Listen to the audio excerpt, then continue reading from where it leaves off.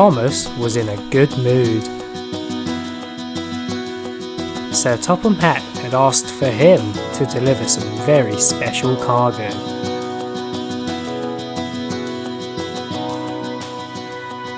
Some workers had found some long-lost treasure in a cave. "I need you to deliver this treasure to the museum, Thomas," said Sir Topham Hatt. "No problem," he replied, and he reversed the truck into place and watched the workers load the treasure.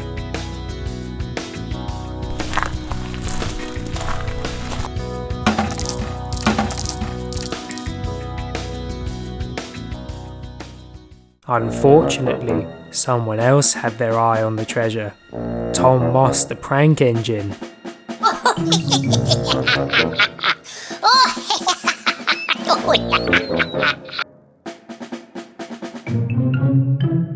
Tom Moss rushed over and ran away with the treasure. The workers were devastated. "Go get him, Thomas," one of them said. So a furious Thomas steamed off in pursuit of Tom.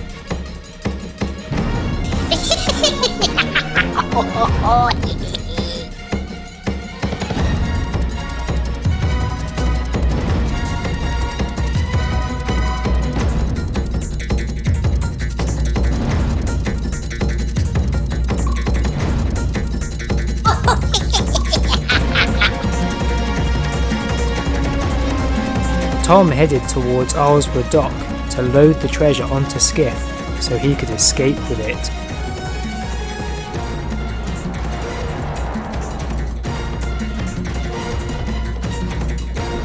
But Thomas was catching up quickly. So once the treasure was loaded, Tom ran away, leaving the truck behind. In his haste, Thomas got himself stuck in the shallow water. Despite being covered in seaweed, Thomas went for the treasure. As he reached the top, Skiff started heading down the ramp towards the water. But when he reached the water, he hit a huge wave, launching the treasure high into the air. Luckily, it landed straight into the truck. "Oh bother," said Skiff. "Nice try," said Thomas, "but I'm going to take the treasure to the museum where it belongs." And off he went.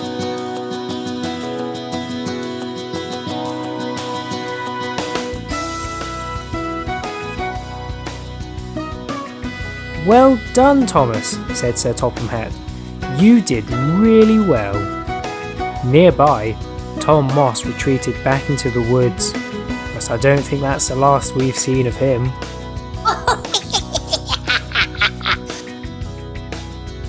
I'm Dave, and thank you for watching my story, which featured the new Trackmaster Treasure Chase set from Fisher-Price. It works by loading the treasure onto Skiff, and when the seaweed covered Thomas passes, Skiff gets released and rolls down the ramp. When he hits the water, the spring-loaded treasure launches up into the air, and when Thomas runs over the water, he stops and splashes around until the barrel is pressed down to release him.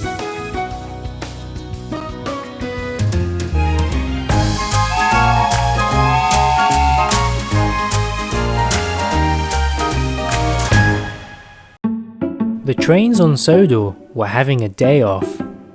The digging rigs were replacing some track, so the trains couldn't work.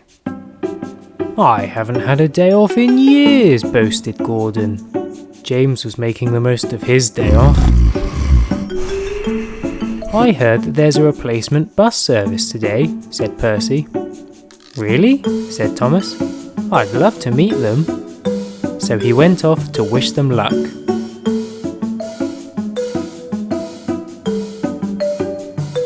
Luckily, the route to the bus station was undisrupted.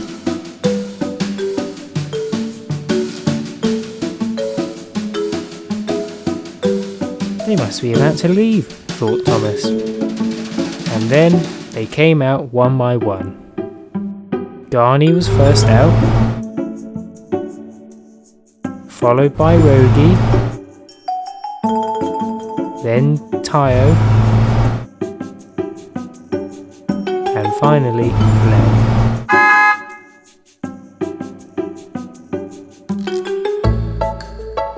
"Hello, I'm Thomas.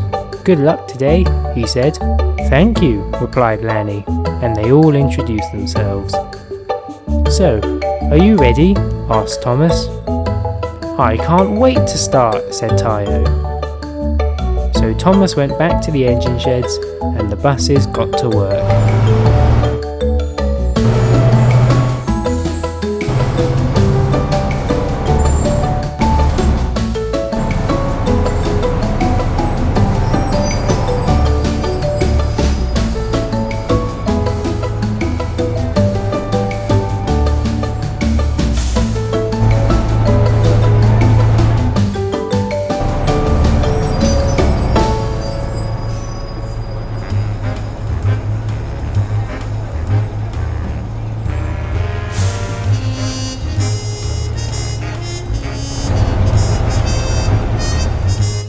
At the end of the day, the buses all met up. "That was fun," said Garny. "But very tiring," replied Rogie. It was getting late, but Tayo still wanted to have some fun. Then his opportunity came when he saw a huge puddle in the road.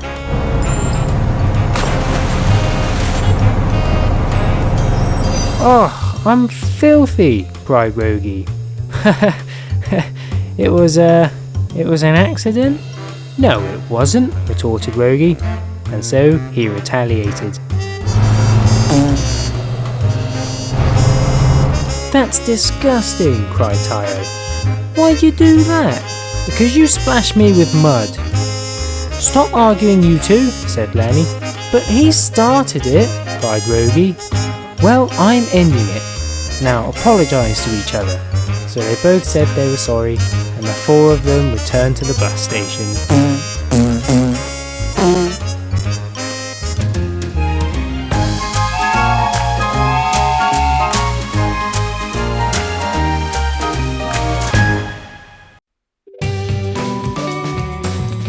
It was another busy day on Sodor, and Thomas and Percy were hard at work.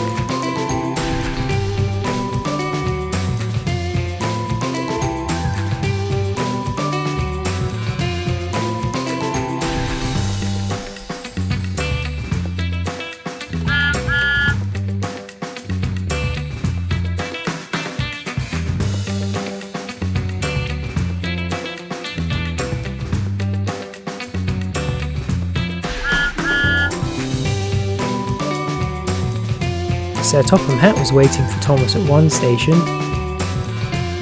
"Hello, Thomas," he said. "When you're finished, come to the repair shed. I've got a special surprise for you." "Oh boy," said Thomas excitedly. "What is it?" "You'll have to wait and see." So Thomas went back to work. "I wonder what it could be," he thought. He had to tell Percy. "Hello, Percy," said Thomas. "Sir Topham Hatt has given me an upgrade. I wonder what it could be." "Wow, congratulations," replied Percy. "But I've got to get back to work." And off he went. Why does Thomas always get the upgrades, he wondered. So at the end of the day, Thomas reversed into the repair shed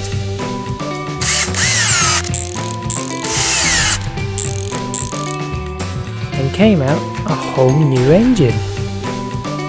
"Look at my steam," he boasted, "and my shiny new coat of paint."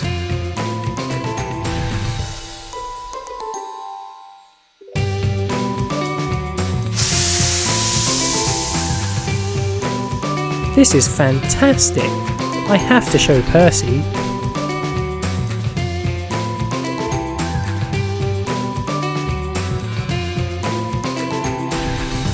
"Percy, look!"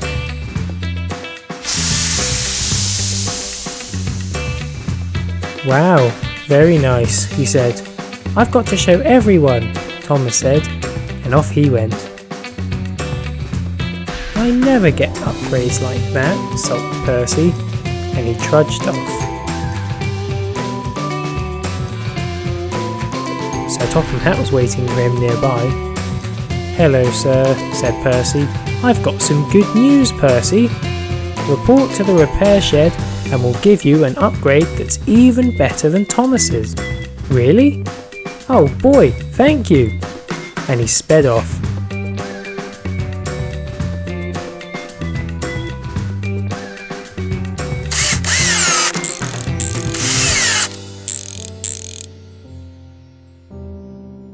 Look at my steam, he shouted. This is incredible.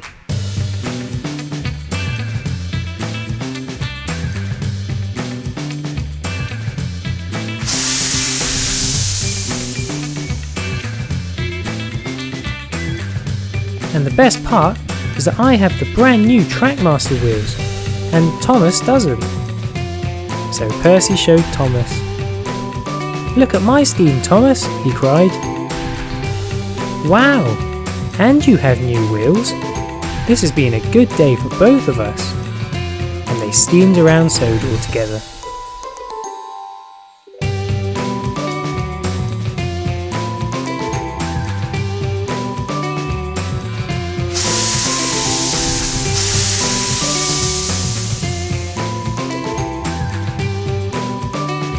Sir Topham Hatt arrived. Looks like you two are enjoying your upgrades, he said.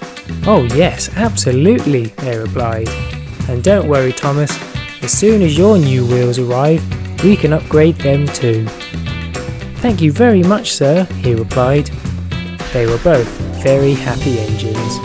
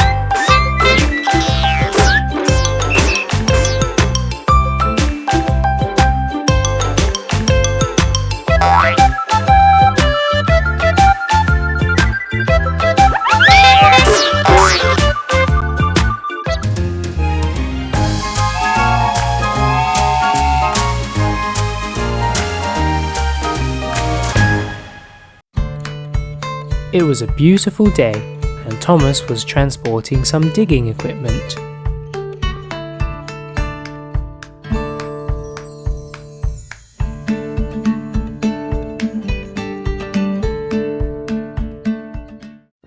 Nearby, Tom Moss the prank engine was having a little giggle to himself. He'd done something naughty again, which Thomas would soon find out. Meanwhile, Thomas had to halt his journey. The path he was going to take was closed. "Oh well," said Thomas. "I've never been the other way before. I'm sure it will be fine." And on he went. The track led to a strange tunnel. When Thomas emerged, he had no idea where he was. He was in some dark, scary world, and he had no idea how to get back.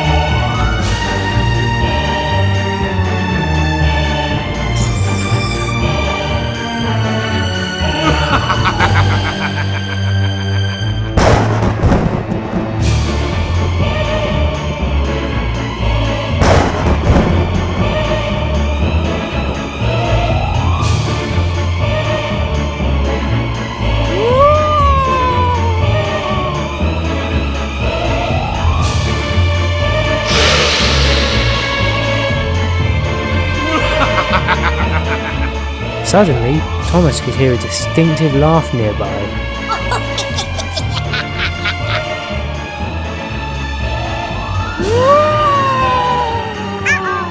Tom reversed down the tunnel, with Thomas in pursuit.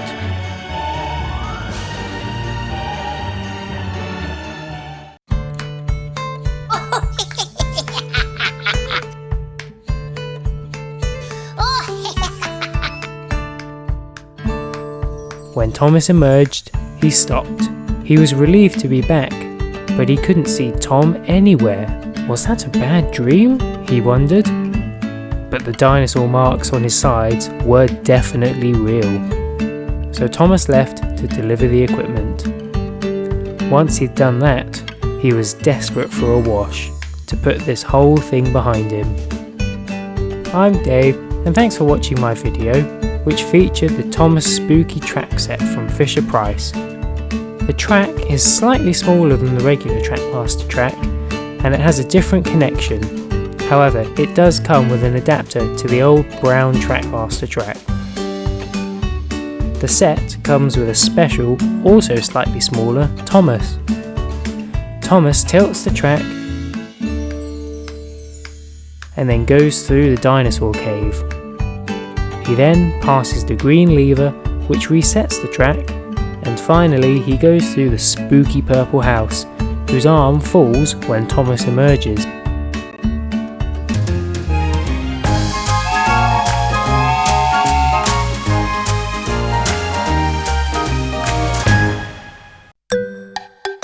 Madame Gazelle was giving Peppa and George a lift in her car. They were going to the park to go on the new roller bumper car ride.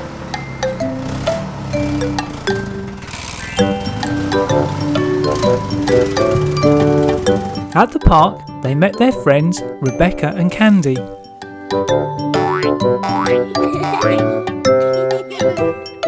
Madame Gazelle didn't like heights, so she'd bought a book to read. The first two cars were pushed into the station by Thomas. Peppa and George jumped in and off they went.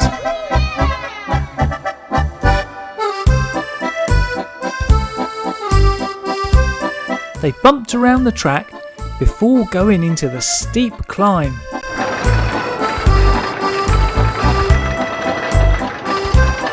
It was a long way down. They got nearer the edge of the drop and Thomas pushed Peppa over. George followed and they bumped at the bottom.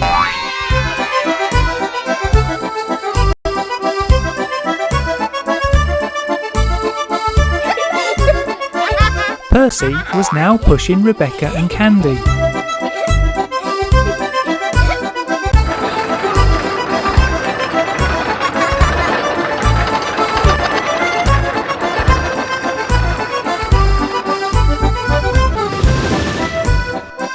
Wow, what fun! Thomas and Percy then pushed Peppa, George, Rebecca and Candy all over the place.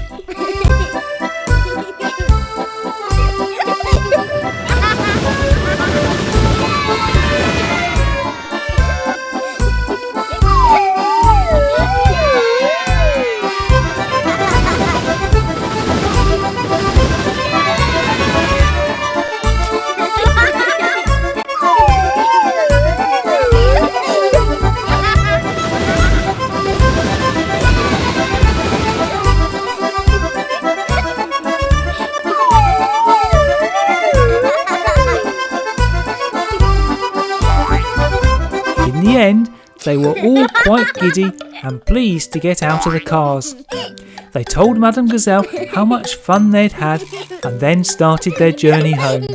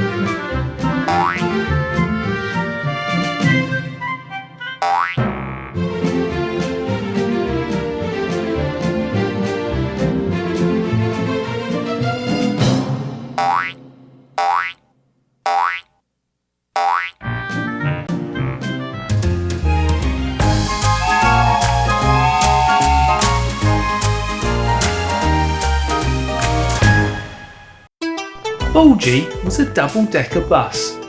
His job was to carry passengers to where they wanted to go. Bulgy never used to like railways.